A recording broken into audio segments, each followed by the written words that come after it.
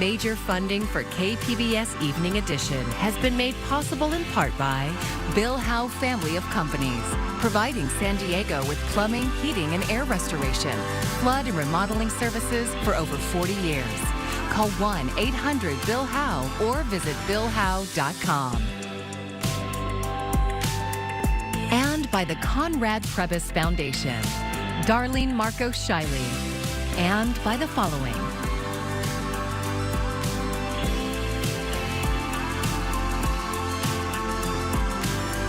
And by viewers like you. Thank you.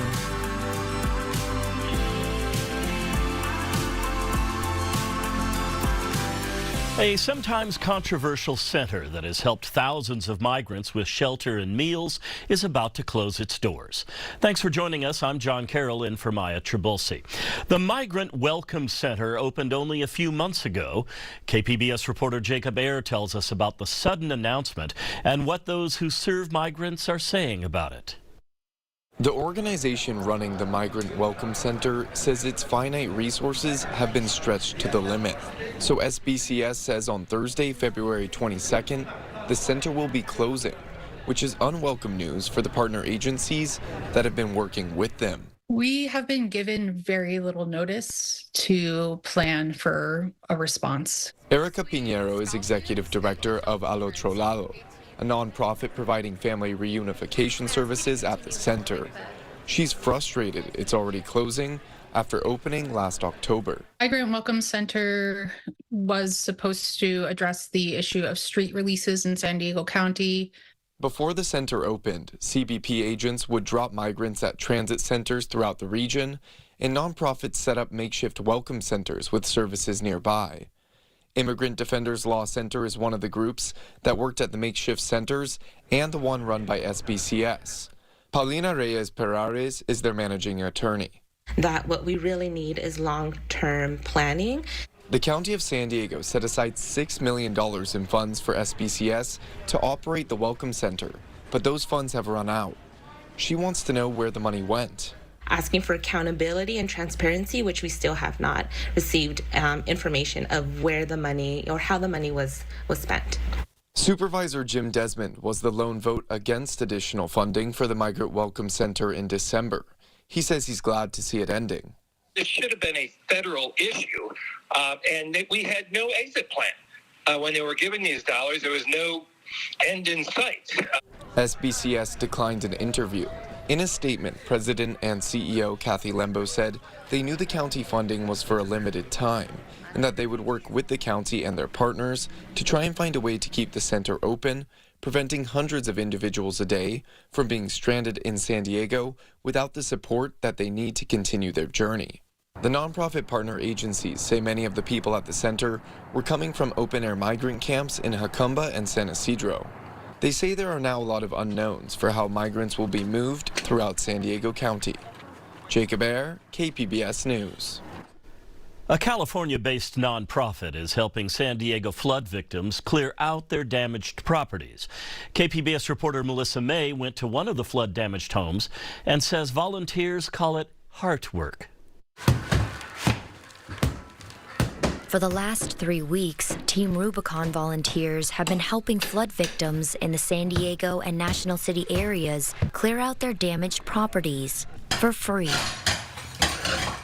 Team Rubicon is a nonprofit that specializes in cleanup services after natural disasters. A group of 4 volunteers are helping a homeowner in National City. Usually our clients are underinsured or uninsured and under-resourced. So our services are provided to these folks that need it more desperately than ever. But as you can see, we had to remove the drywall from the studs, all the flooring. Noel Middleton has been volunteering with Team Rubicon since 2020. The muck out is removing all wet and damaged and contaminated material from a house. He says they have cleared out 39 flood-damaged homes in the county since last month, with 10 more waiting for help. We've removed 18,000 square feet of drywall, 15,000 cubic feet of debris, and over 8,000 square feet of flooring. The homeowner did not want to be interviewed on camera for privacy reasons, but says Team Rubicon is doing a great job and he is grateful for their help. One of my colleagues always says, we do hard work, but we do heart work. And that's the core of it. All of us here, the reward is the relief on someone's face that someone cares. Team Rubicon is in the process of removing drywall, insulation, flooring, and all the other furnishings that could not be recovered after the flood. But once the team is done in the next 2 to 3 days, this house will be ready for a contractor to come in and make it whole again. In National City, Melissa May, KPBS News.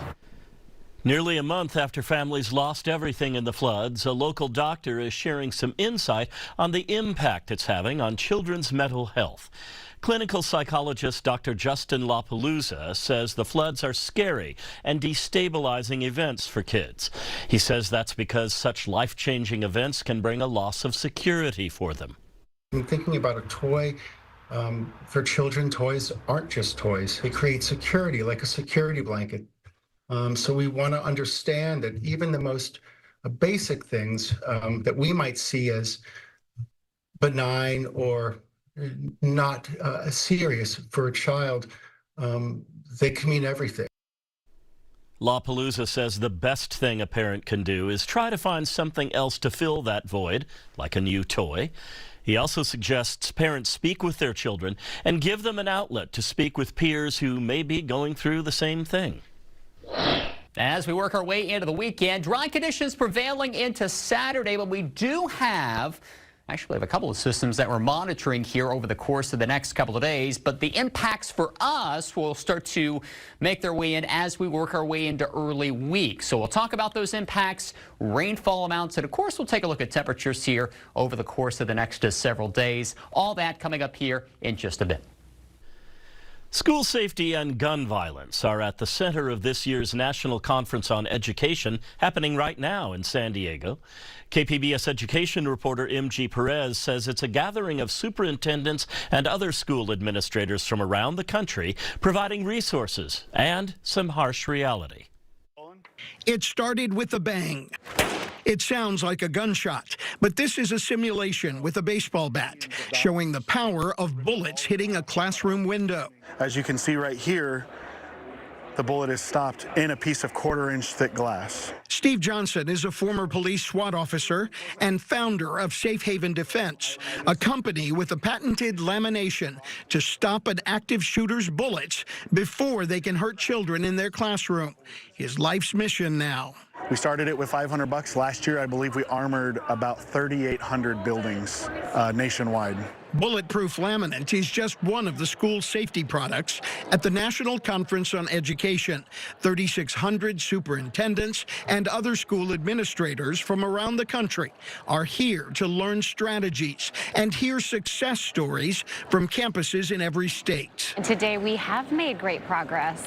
We still have so much more to do. Gun violence is personal for Michelle Gay, who lost her 7-year-old daughter Josephine Grace in the 2012 Sandy Hook mass shooting. She started the Safe and Sound Schools organization to advocate for the safety of every student, every day, and everywhere in honor of her daughter. We want to keep the place that she loved available to all kids. Everybody deserves to be safe and sound, including our teachers, our bus drivers, our cafeteria staff, everybody who lives in that building all day. Remember, education is supposed to be about learning, and the way students do that is changing too. Technology is the key. Among the fun and games, there is also supplemental virtual help for overworked teachers. Paper is a company that provides online tutors for after school and during class, an investment for districts at no cost to families. And we work with the districts to identify, like, what are the needs that they have? Should we be focusing on literacy in middle school? Is it math scores in elementary? Like, what are the areas that they really want to see improvements? Those improvements could also include artificial intelligence. AI is at work trying to identify active shooters before they do harm, and it can be useful to students. For years, we've asked our kids to solve equations. Right now, technology can solve the equation, We have to teach our kids how to write the right question. Superintendents hope they find lots of answers here, too. MG Perez, KPBS News. All 5 of the region's seats in the U.S. House of Representatives are on the ballot for the March primary election. KPBS reporter Eric Anderson says only one race is expected to be competitive. Will you help us get out the vote? Mike Levin has had the closest contest since he became a member of the San Diego Congressional delegation in 2018. He hopes to win re-election in the 49th district for the 3rd time so he can help with the environment and other issues. Doing all I can to help improve the lives of our veterans, to protect so many of our community members who are at risk of gun violence, and doing all I can to protect reproductive rights, LGBTQ rights, and ultimately our democracy itself. Levin has drawn 4 challengers: Margarita Wilkinson, Matt Gunderson, Kate Monroe, and Cheryl Adams. All are Republicans. None are well-known names, and all trail Levin in fundraising. There are about 15,000 more registered Democrats than registered Republicans in the district. The rest of the congressional delegation is expected to remain as is.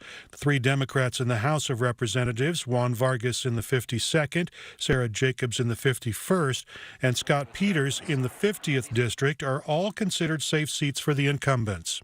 San Diego has become a blue area, just like the state has become a deep blue state. And now 4 of those congressional districts are captured by Democrats. Darrell Issa is the Republican exception. He's running to represent the 48th district again.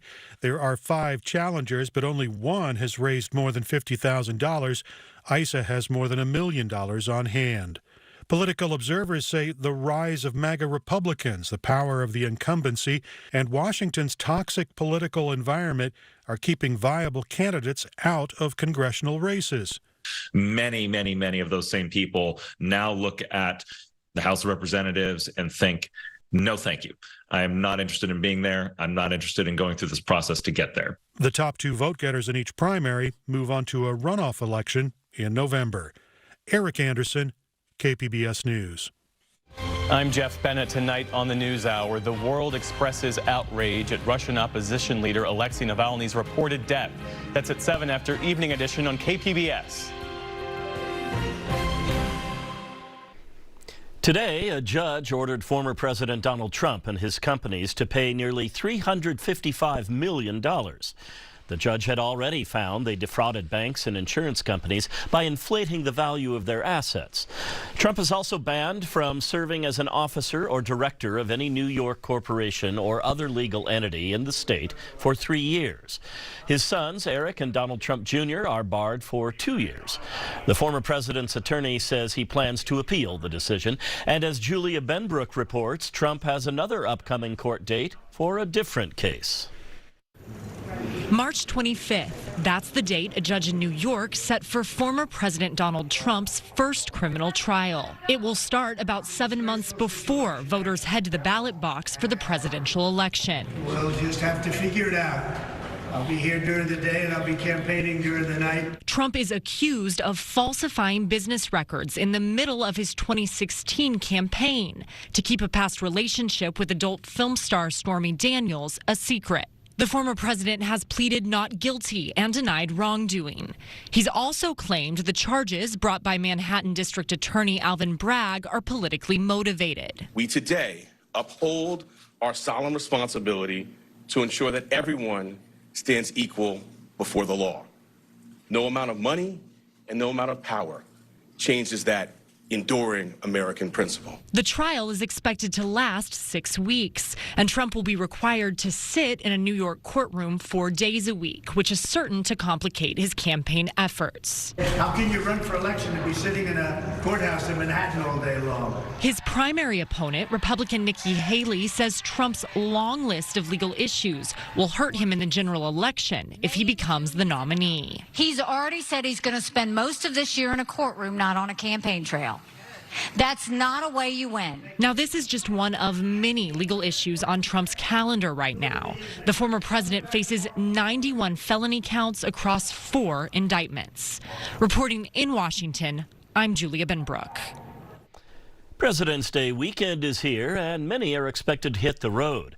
But you might notice as you fill up your car, gas prices are higher than they were even a week ago. Gloria Pasmino explains why, and why experts say you should never be paying retail price at the pump. If you feel like you're paying more to fill up your cart lately, you're not imagining it. Gas prices have begun their annual seasonal increase as winter winds down. We tend to see it right around Valentine's Day, President's Day. That's really when gas prices tend to start rising more noticeably. Patrick DeHaan is head of petroleum analysis at Gas Buddy, and he says this is the time of year that Americans start to see that rise at the pump and feel a pinch in their wallets. Refineries start doing maintenance to prepare for the summer driving season. That maintenance sees shutdowns, less gasoline being produced, and also a switch over to summer gasoline, which will start here in just a week or two across much of the country. According to AAA, the national average for gas is $3.28 a gallon, up 11 cents in the last week alone. For now, DeHaan says that's well within the normal range of about 35 to 85 cents a gallon from winter to spring peak, which tops out around Memorial Day weekend.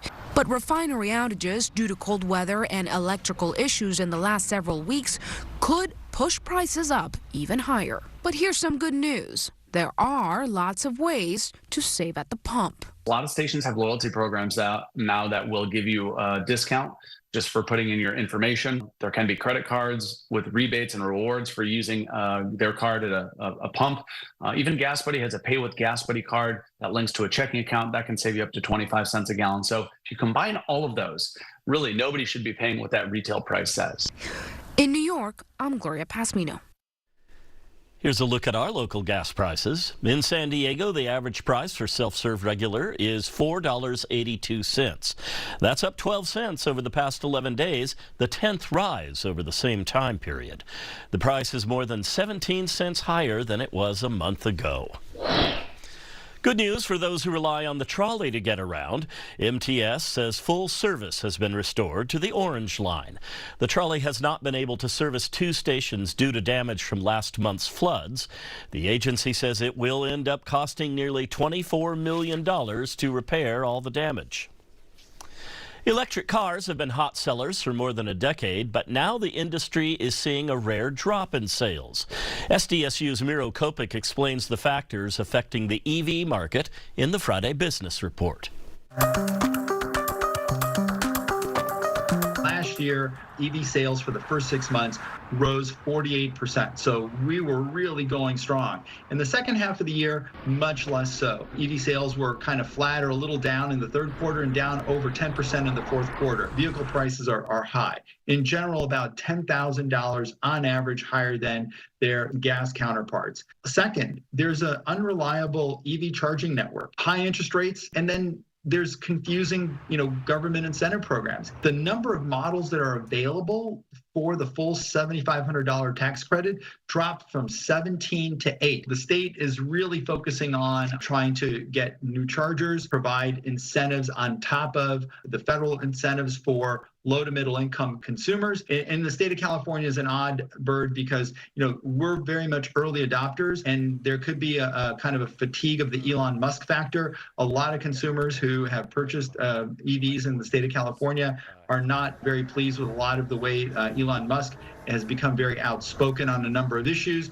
And so Tesla sales were down 10%, and Tesla is the big driver of electric vehicle sales in the state of California. So in combination, all those factors kind of point to, a little bit of a slowing, but we're really going to see how the economy goes in the first half of the year to see if, we kind of stay back on pace. El Cajon is the first city in California to use a program meant to prevent non-emergencies from bogging down 911 resources. It's called Nurse Navigator. Here's how it works. Less severe calls are sent to a team of nurses who then work to determine whether the patient needs to go to an urgent care facility, a virtual visit, or a consultation. Since the program launched last year, local fire and rescue crews say they are seeing improvements in their response and wait times. Landline phones may seem like a thing of the past, but in some remote areas of the U.S., they're still a vital way to communicate, especially during severe weather. But a phone provider in California says they want to do away with landline service, something some customers aren't too happy about. Brisa Colon has the story. Hi, Marisa. This is Debbie. Debbie Rice has lived in Boulder Creek for decades. She says her landline is her lifeline during emergency situations. This time last year, almost exactly, I broke my foot up here, and we had no cell, and we had no Wi-Fi at the time. We were during a power outage. But despite the circumstances, with her landline, she was able to contact a neighbor that lent her a boot for her broken foot. The doctor, when I showed up 3 days later because the roads were closed, said that's what helped my foot.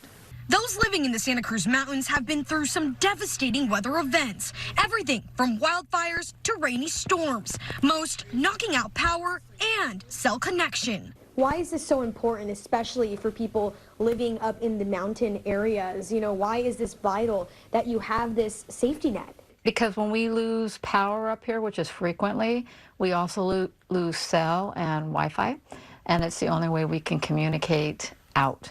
According to a report brought before the Santa Cruz County Board of Supervisors on Tuesday, more than 260,000 county residents will be impacted if AT&T is relieved of their carrier of last resort designation. This includes more than 44,000 seniors and 9,500 households below the federal poverty level. So far, the new solutions have not proven that they are as resilient as the old ones. So I would love to have both.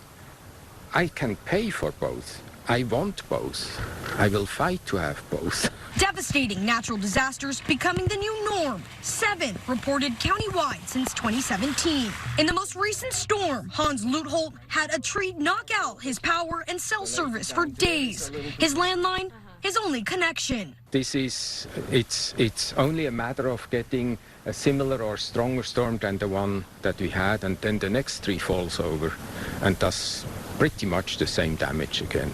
In a statement from AT&T to Action News, they said in part, quote, "Our fiber network is more resilient than our outdated copper network during climate disasters when staying connected is essential." AT&T goes on to say that none of their customers will be disconnected and that they're working with the remaining customers who use traditional landline service to upgrade to newer technologies.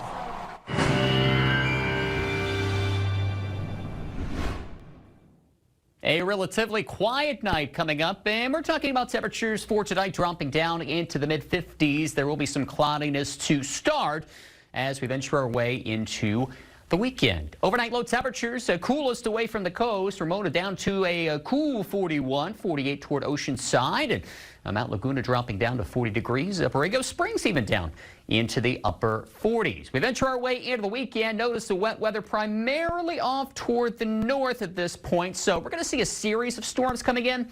And eventually, we're going to see one make its move further south into our area. But Saturday's not the day for that. Instead, we'll actually experience some sunshine. Coastal cloudiness, though.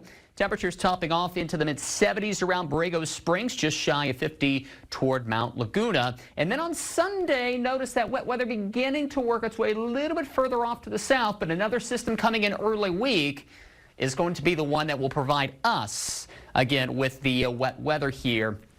As the wet weather shifts, highest amounts of rain are going to be just north of our area, especially north of Oceanside once you get up toward, say, San Bernardino County mountains. But we will be talking about some wet weather here that can top a ½ an inch, perhaps 3/4 of an inch to an inch of rain out toward the coast and the interior valleys. Here's a look at your coastal forecast, and that amount of rain happening here as we work our way into Monday and also into Tuesday, tapering off by Wednesday.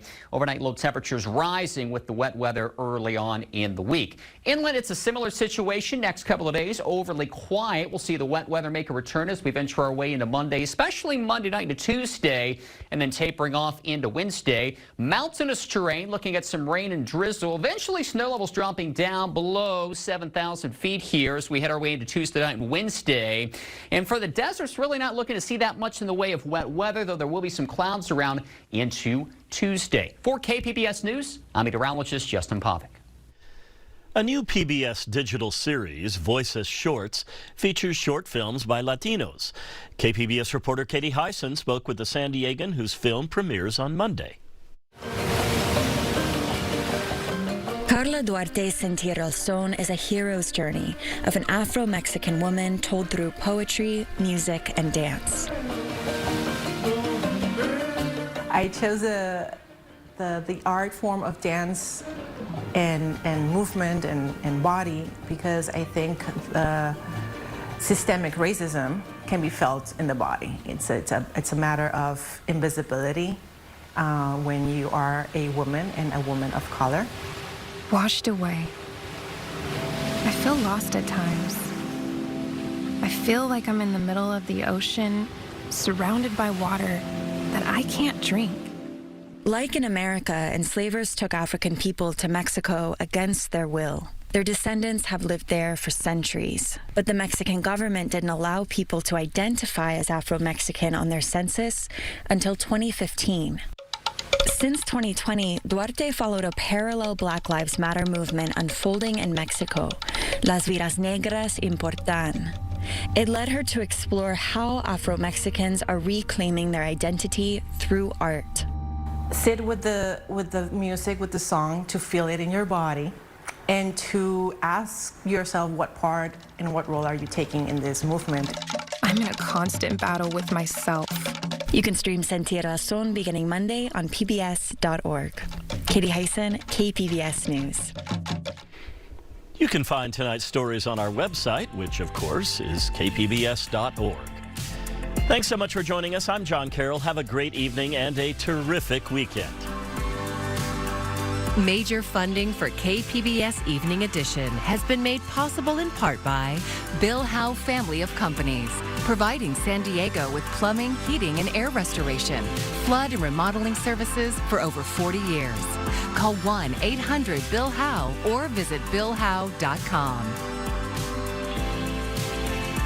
And by the Conrad Prebys Foundation, Darlene Marcos Shiley, and by the following.